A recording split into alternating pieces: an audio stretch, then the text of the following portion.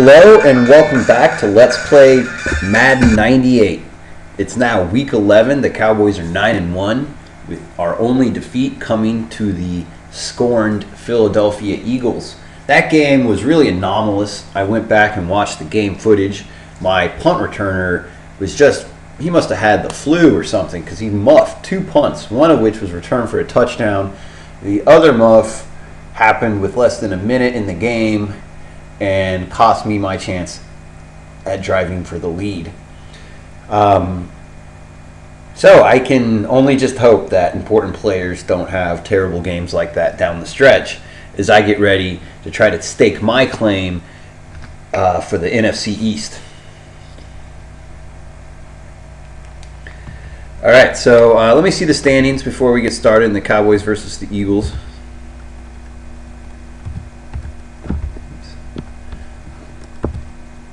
I want to see how we're doing.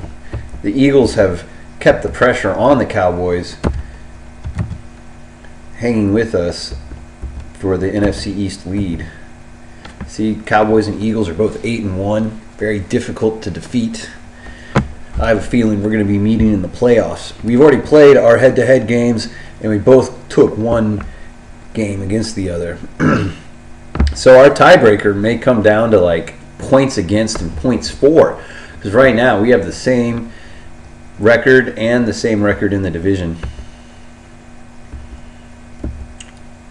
Wow, we're easily the best teams in the NFC according to our records right now. And the best teams in the NFL. Hard to believe that they're both in the NFC East. Alright, well, let's get started in week 11. It's Dallas Cowboys versus the Arizona Cardinals.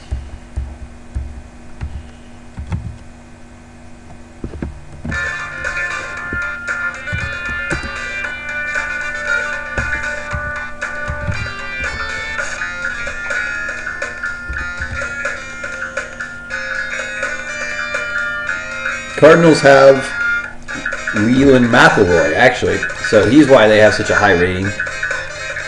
He was a famous A&M player. His NFL career was a little star-crossed, but, you know, I wish him well. But it does appear that the Cowboys should be favored. It is a division game. Fluky things can happen. So this game, I'm going to try to reestablish Sherman Williams. See if I can't get back to relying on my running back. Emmitt Smith has been injured. He's not going to be back until like week 16 when we're getting ready for the playoffs. He was my MVP of the first half of the season.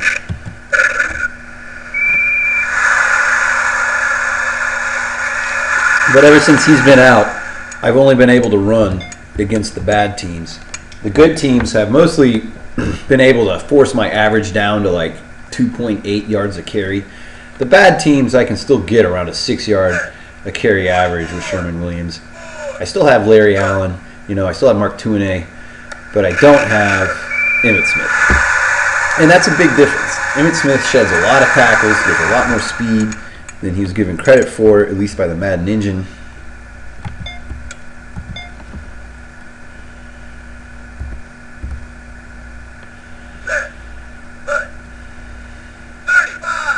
I'm calling a conservative defense. I'm going to rush forward, drop back a lot of people consistently.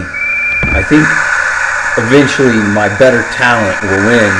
So if I just ask for one-on-one matchups, I'll win the one-on-one matchups with my players because I'm more talented. So I'm not going to do too many fancy schemes.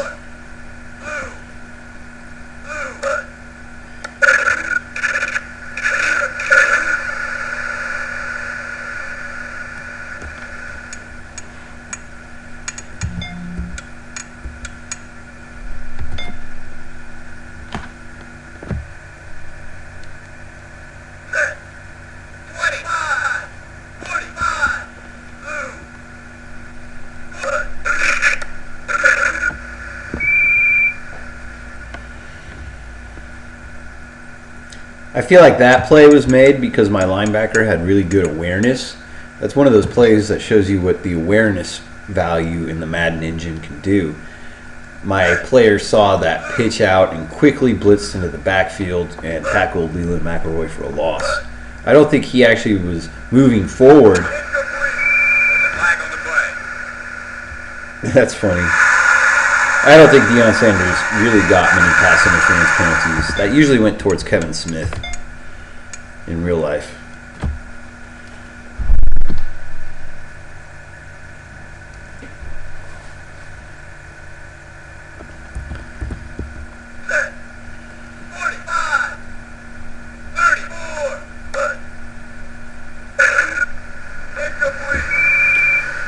Wow, that was a case where my defensive end actually really got some significant pass rush pressure and was able to force an incompletion. That guy was so open that if my defensive end hadn't gotten that pressure, I'm sure that would have been a touchdown.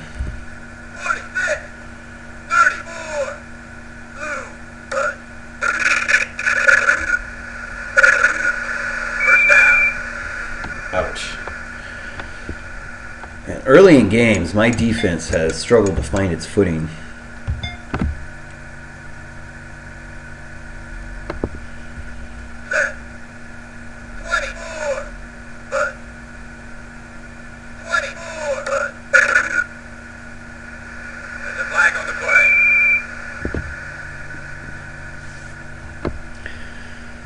I like how quickly the Madden engine is about processing whether to accept the flag or not, so that way it doesn't even ask me, because as a player you are mistake prone enough to accidentally decline penalties and stuff like that.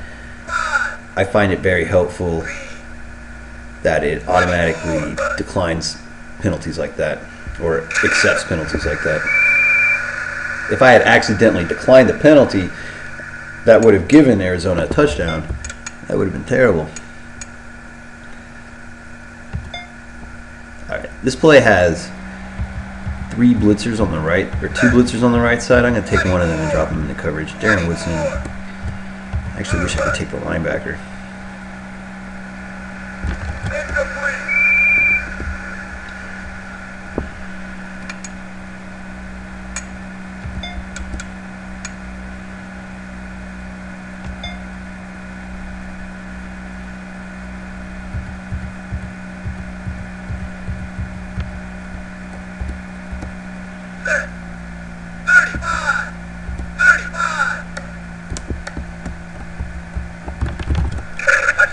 Oh, I should have been able to stop that. I feel so ashamed. Not ashamed, but I undermined my defense on that particular play. I actually called the right defensive play to blow up that run, but I took control of Darren Woodson and dropped him into coverage. And then even then I was successfully stringing out the run play towards the sideline. But then when Leland McElroy cut it upfield, I whiffed on my tackle, and he was able to score a touchdown.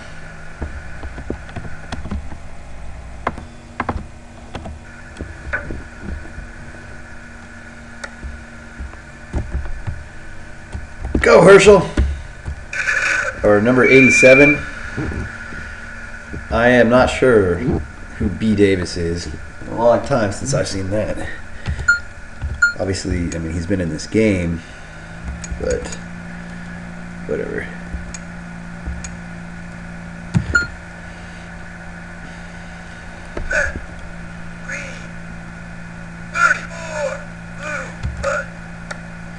It's funny, I talk about how hard it is to defend the 2 tight end formation like I lined up right there. That play was made possible because Daryl Johnson is very good. But my main problem with it is I don't like the running plays. You see, for example, there's a fullback dive. There's no halfback dive from the same formation. And that bothers me. I really, really want a halfback dive in that situation. We'll go with a halfback wham. See, the dive goes behind my center and my guard, while the wham is going to go to the left. Attacking. There's actually a big gap in the defense where I'm running. This is very favorable. Oh, don't cut it to the right. At least he got the first down. But if he had gone a little more to the left, there was a gaping hole in their defense, in my opinion.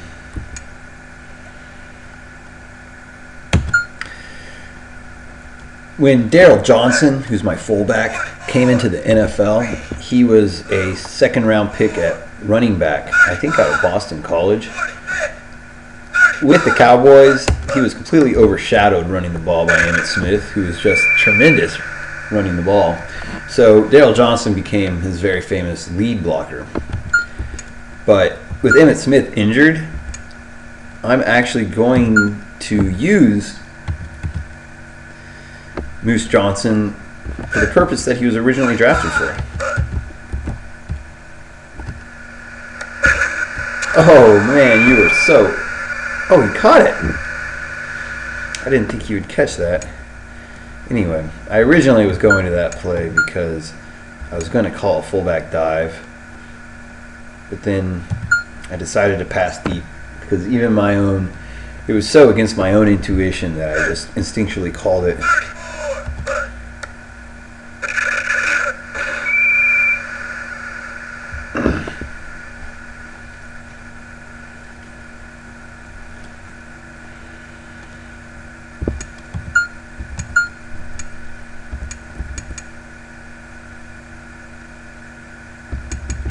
See, I don't like these like power weak play, I'm going to call it.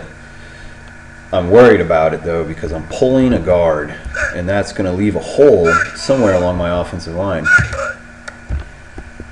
If I can just get there. The touchdown happened though.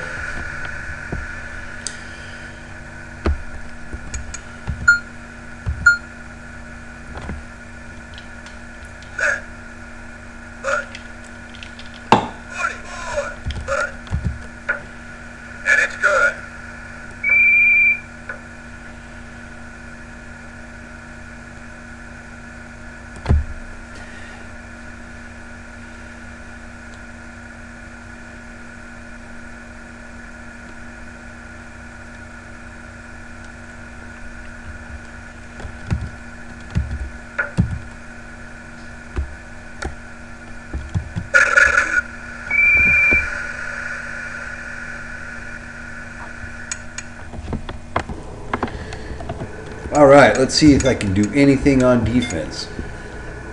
And now their second possession.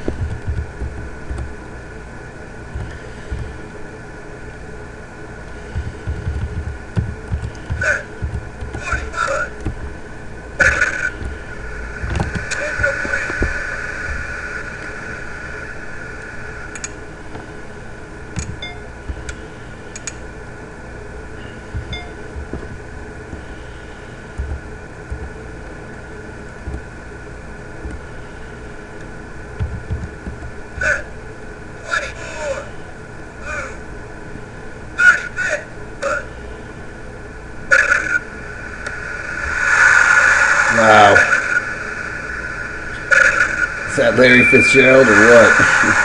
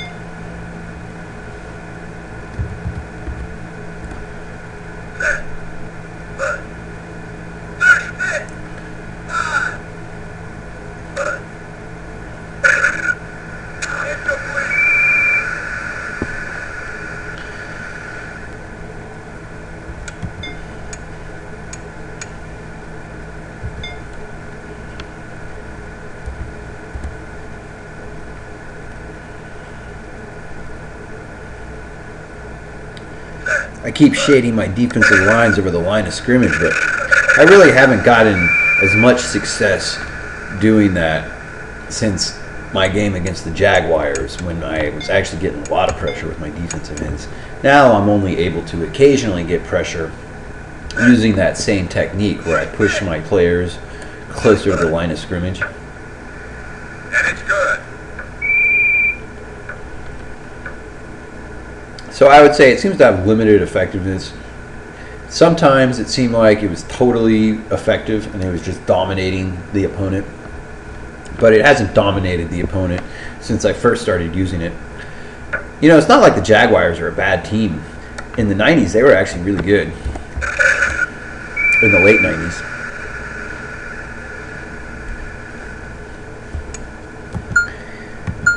I want to get back, though, to the success that I last had running the ball against the Jaguars. It's making me start to wonder, like maybe my success against the Jaguars is because they're an AFC team and they weren't really game planning for the Cowboys. They didn't really care as a leadership group. Which sometimes happens. You get funny mashups between the two conferences. The teams barely know each other. They don't really spend as much time game planning in advance.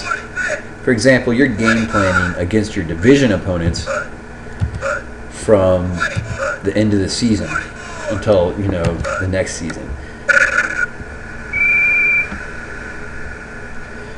And Sherman Williams, I'm going to have to help you to get some success out of you. I wasn't doing anything fancy on my own in terms of like spins and jukes, but I'm going to have to if I'm going to win.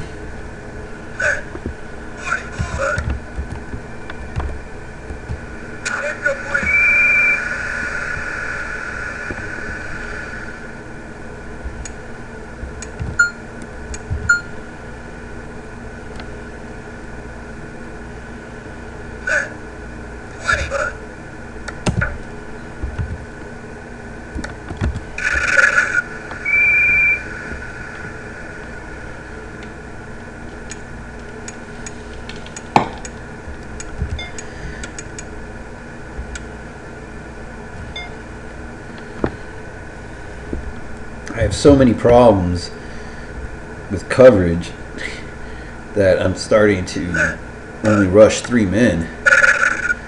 3 men are pretty good, though, it seems like. I can at least cause confusion and disorder.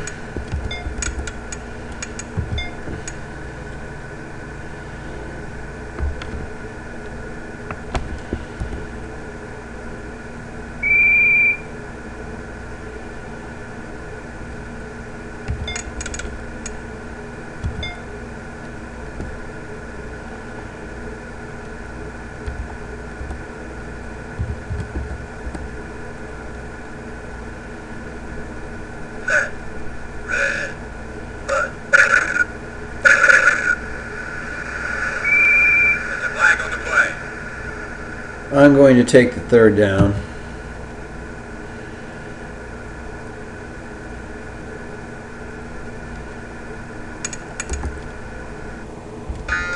And I'm going to call a timeout now.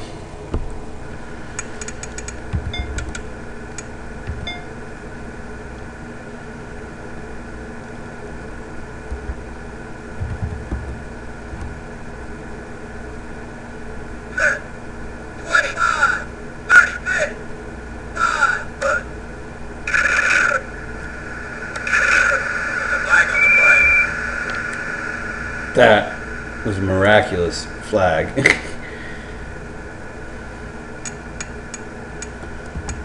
Alright, I called the timeout the first time. Call timeout again.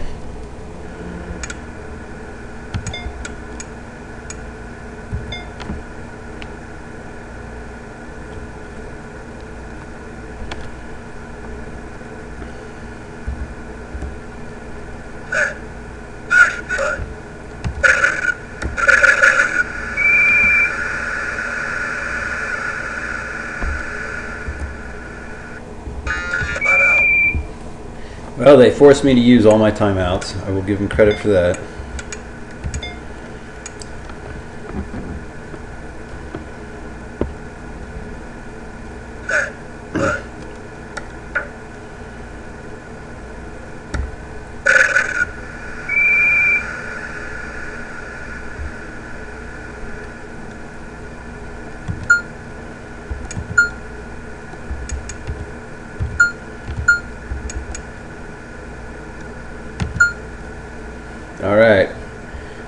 miracle, the play action pass. 34.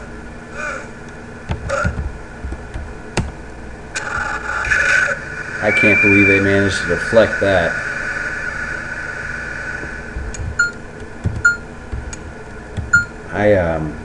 My wide receiver was definitely in a position to make that catch if I could have gotten it to him.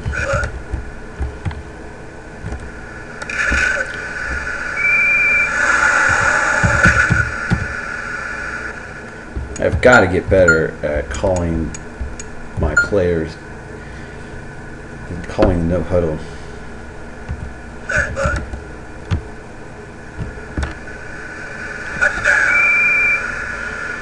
Maybe I don't have to get better at calling the no huddle. It's hard to describe how I even saw that play. That B receiver was not my first option. I was definitely going to the outside man. But it's one of those things that if you play football, video game football enough, you can kind of learn to feel when stuff comes open. And you'll catch a guy that's coming open late in the play and get big plays out of it like that. I might have scored too fast. There's over a minute left.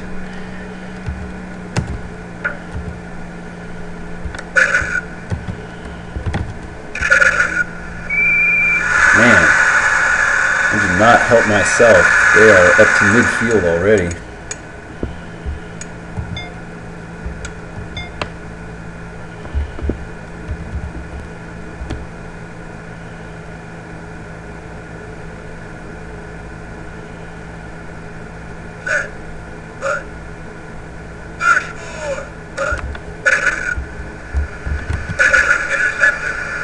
Deion Sanders, first interception of the year.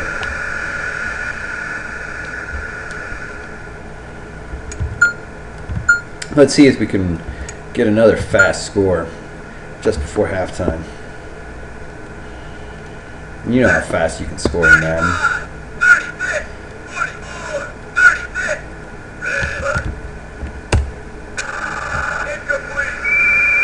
That's the second tip pass I've had this game.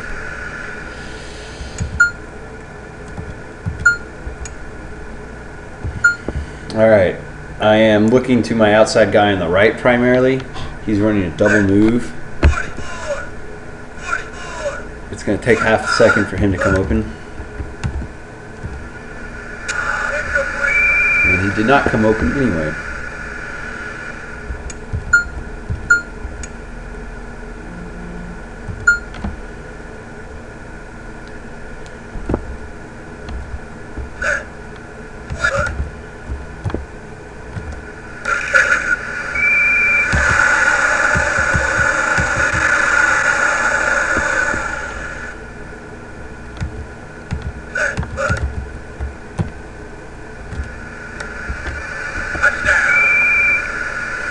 So I figured out how to no huddle. And then I ran the same deep streaking play twice, focusing on Michael Irvin. And each time the defense was foolishly lining up with him isolated on a cornerback. I mean, I don't know what cornerback you would have to feel like you're okay lining them up one-on-one, especially when I'm such a deep passing team. Oh well, Deion Sanders got that interception. Michael Irvin got the touchdown. I keep scoring way too fast. Maybe if I get the ball back one more time, I can get another touchdown.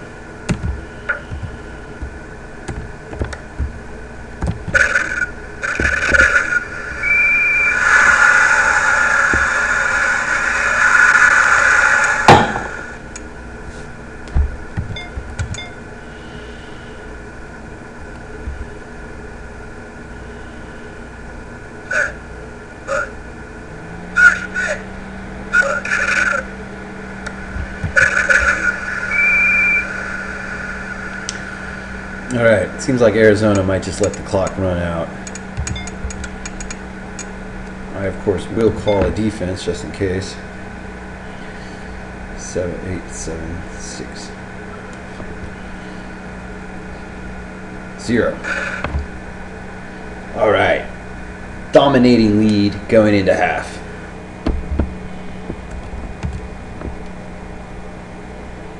do not have the time of possession advantage anymore. My struggles running the ball are really crippling my ability to control the ball. Troy Aikman's having a fantastic game, 5 of 9, 171 yards. 4 attempts for 10 yards to Sherman Williams. That is not getting it done. But 3 attempts for 13 yards to Moose Johnson. That may be something I come back to. All right.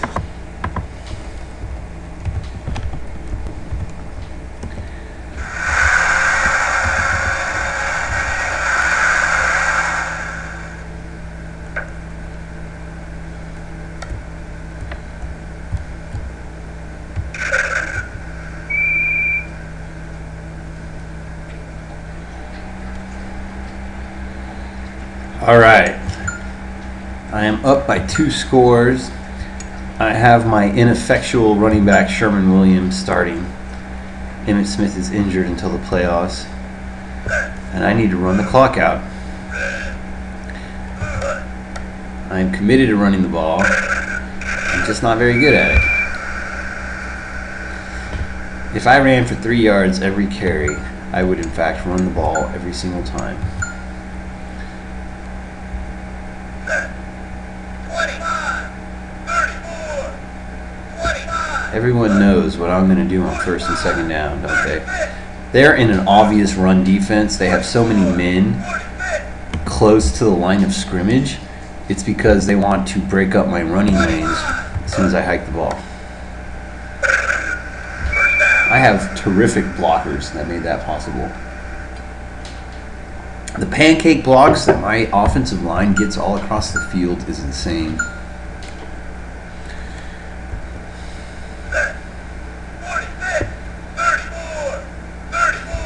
So I have my wide receiver in motion right now, but I'm going to move him back to the right-hand side where he'll be matched up on the right-hand cornerback.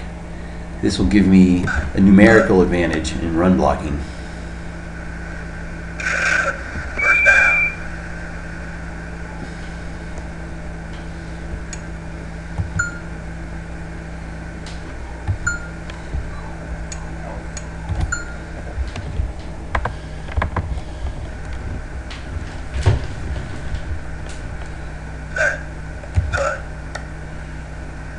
Wow. I can't believe Sherman Williams avoided the defensive tackle in the backfield like that. He's not a very quick left to right guy. Every positive play he makes is a remarkable play that he makes against my incredulity.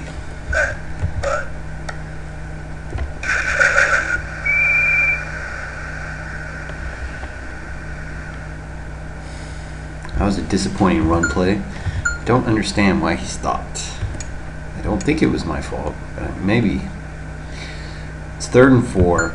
I don't really believe my running back can get it, so I am passing. 24, 5, offside. That was a happy accident. I had no confidence that that play was going to get me the first down. Their defensive lineman being offsides really helped me.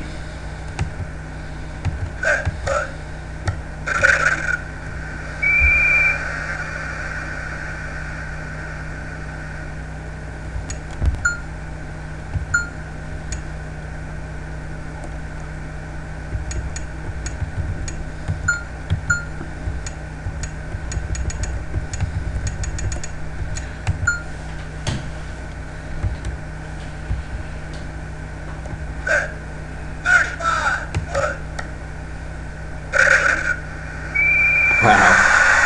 They destroyed my play.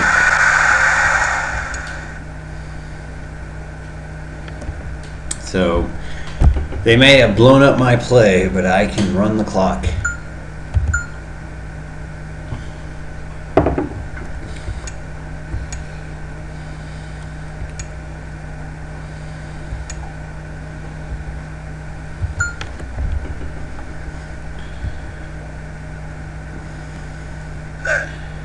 They're blitzing a lot of players and leaving some players in one-on-one or even clearly no defenders.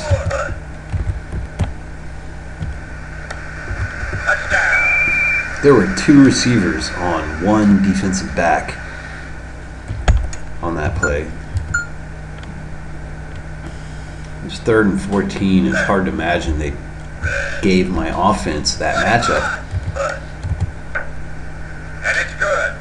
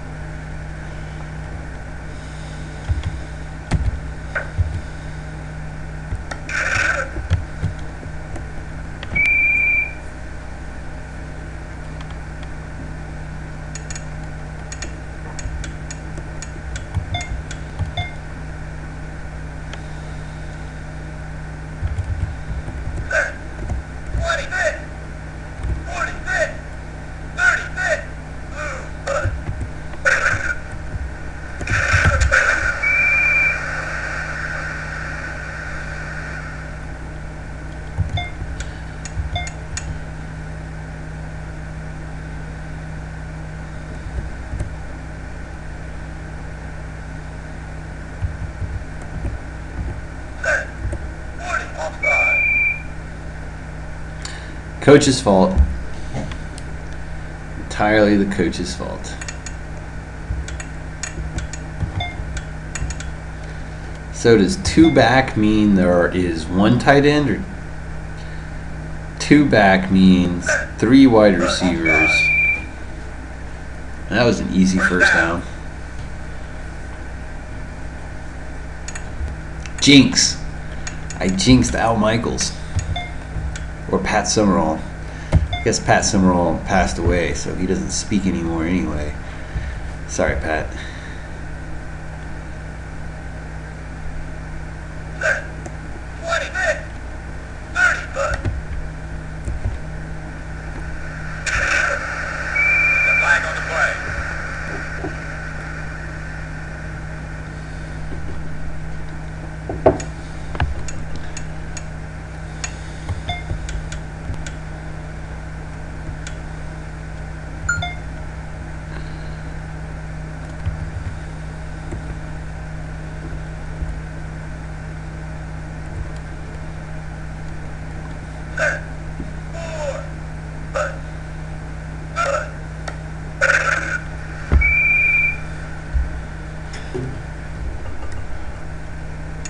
Well, that worked.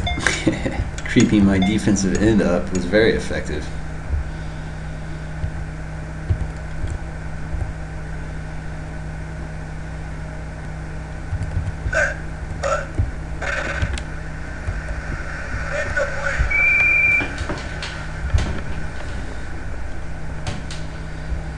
Larry Centers was another one of those great all-purpose fullbacks from the 90s whose really broad and generic usefulness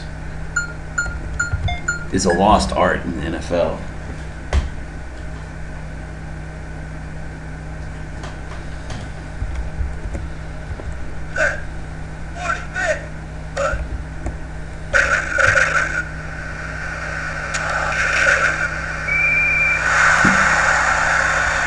I don't know how that happened. I do know how that happened. I'm very disappointed it happened.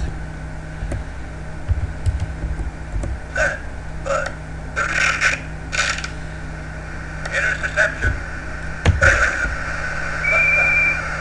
Man, it sounds like someone's hurt. Leon Lett? Oh no, he's one of my most important defensive linemen. He plays in the middle of the field. Although we haven't had any dynamic plays from that position yet, I am sure he has helped me quietly on rundowns all season.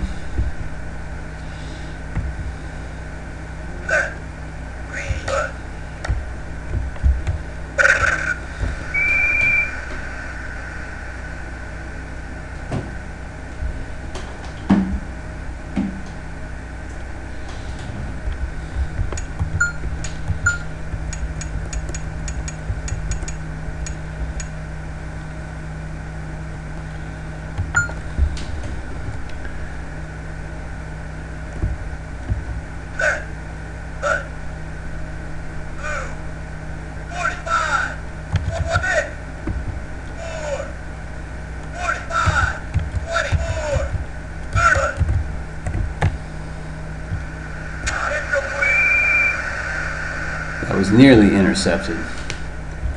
It took that defensive back a while to get over there.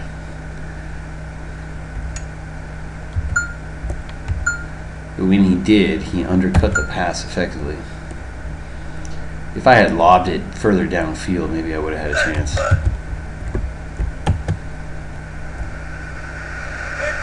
Oh, I don't understand how you missed that. There was no one on him at all.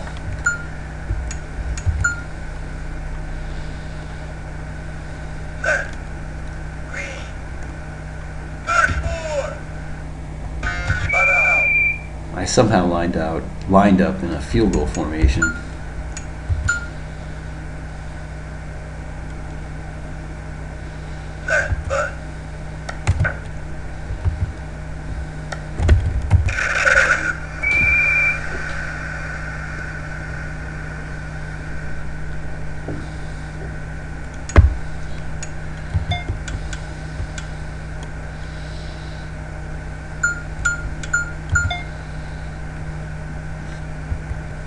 I think from here until the end of the game, I'm going to run fairly conventional plays, trying to key off the pass.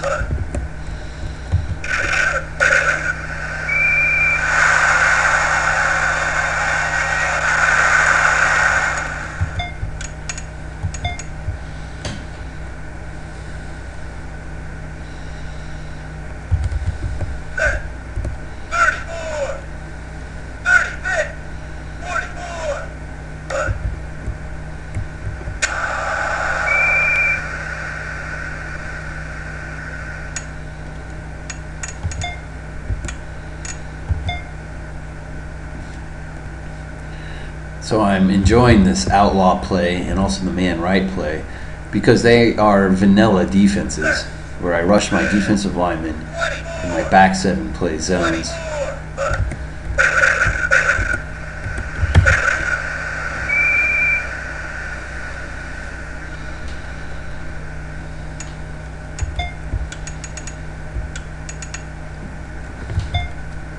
Now I'm running a fairly complicated zone scheme where my players will be shifting left and right, so the quarterback can't tell who's defending what.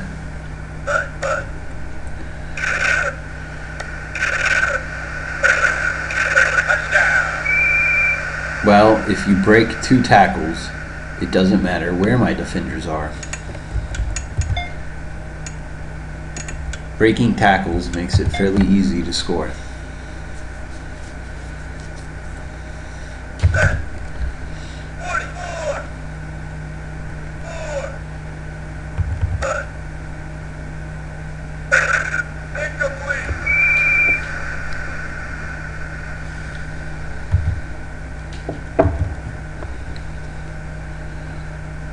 They're most definitely, or most assuredly, going to line up for an onside kick. People always line up for onside kicks against me. That was the closest I've come yet to getting a touchdown on an onside kick.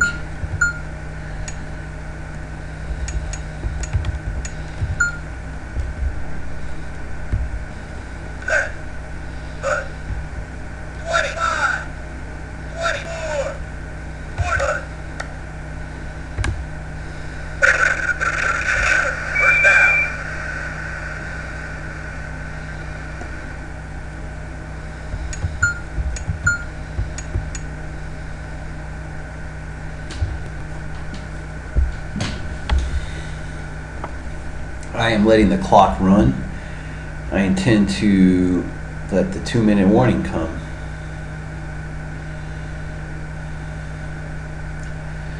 This is a refreshing game. It's nice to not have to struggle against a difficult opponent. I had to struggle against the Eagles and I lost. My team muffed 2 punts in that game and cost me the victory. And then I had to struggle but beat San Francisco on the last play with 1 second left on the clock. That was a tremendous victory, very exciting, but this victory over the Arizona Cardinals is more bread and butter and much more pleasurable.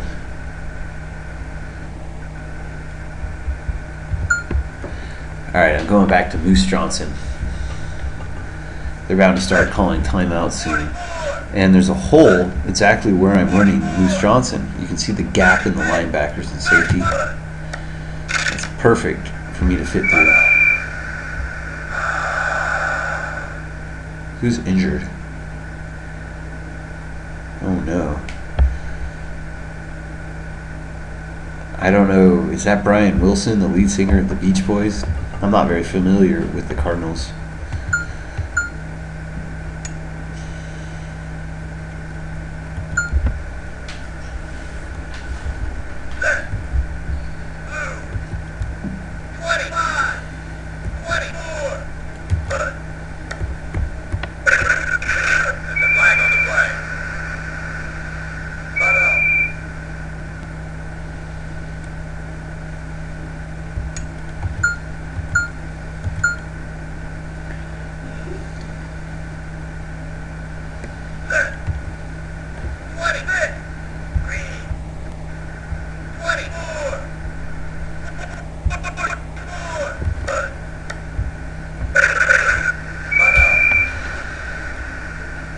I'm having computer difficulties. Sorry about that.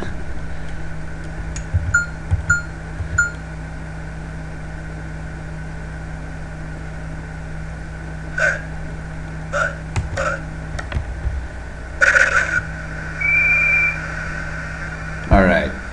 Now they can't keep calling timeouts. And I can take a knee.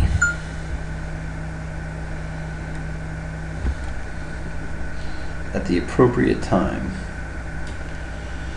Basically, I have to wait until there's less than 40 seconds of total time in the game because it takes 39 seconds to run the play clock.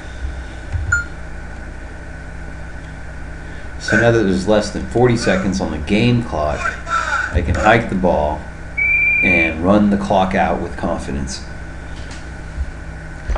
In my favorite formation, the victory formation.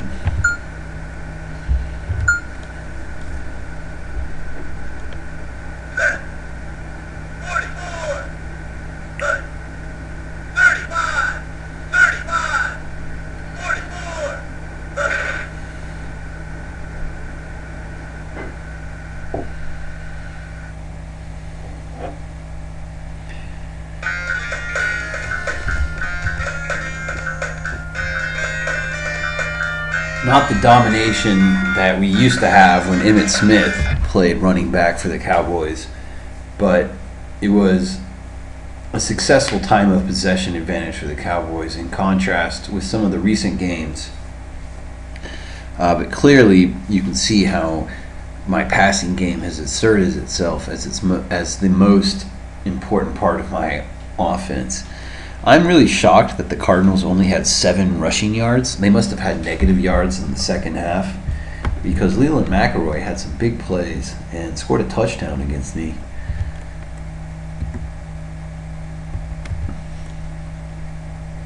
Troy Aikman, 6 of 12, 208 yards, 3 touchdowns. That is a phenomenal game. 6 completions, 3 touchdowns, 200 yards. Jake Plummer is the 3rd stringer, but he actually started that year in real life. But they have some Kelsey Graham, I'm not sure. 10 of 21 for 200 yards, 2 interceptions, 1 touchdown. Leland McElroy had 5 attempts for 21 yards. He had a long of 10 and scored that touchdown, but it was the L. Johnson man that had a negative 9-yard rush that put the Cardinals at 12 yards rushing total. Sherman Williams, we were committed to the run, and this time we had 15 attempts for 61 yards, and it says a 4.0 average. Also, Moose Johnson had 5 attempts for 16 yards and a 3.2 average. I feel like Moose Johnson had 1 rush that was sabotaged, and that brought down his average. But you see how Emmitt Smith would just have plays that worked out positively, and he would increase his average. You see how I'm having to like trick and connive my way to Sherman Williams having a respectable 4.0 average.